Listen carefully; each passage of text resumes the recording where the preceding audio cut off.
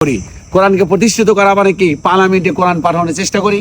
কোরআন দিয়ে যদি পার্লামেন্ট চলে তাহলে এই দেশে দুরাচার থাকবে না, ব্যভিচার থাকবে না, দুর্নীতি থাকবে না, চাঁদাবাজ থাকবে না, সব কিছু নির্মূল হয়ে যাবে। এজন্য কথা না বাড়িয়ে আসুন, কোরআন দিয়ে আমরা জীবন করি, কোরআন দিয়ে আমরা আমাদের জীবনকে রঙিন।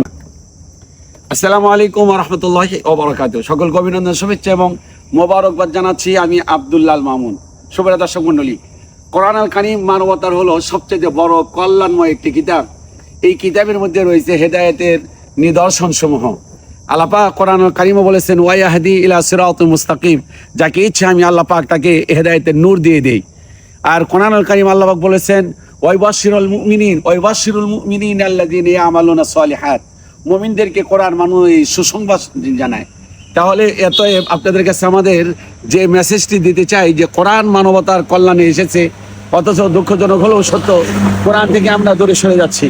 কোরআনের সাথে আমাদের সুসম্পর্ক নেই বললেই চলে। কোরআনকে আমরা ব্যবহার করি কবে বাবা মারা যাবে।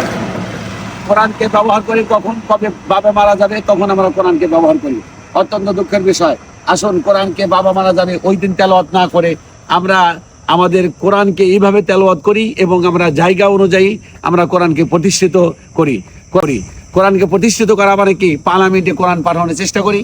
কোরআন দিয়ে যদি পার্লামেন্ট চলে তাহলে এই দেশে দুরাচার থাকবে না, ব্যভিচার থাকবে না, দুর্নীতি থাকবে না, চাঁদাবাজ থাকবে না, সব কিছু নির্মূল হয়ে যাবে।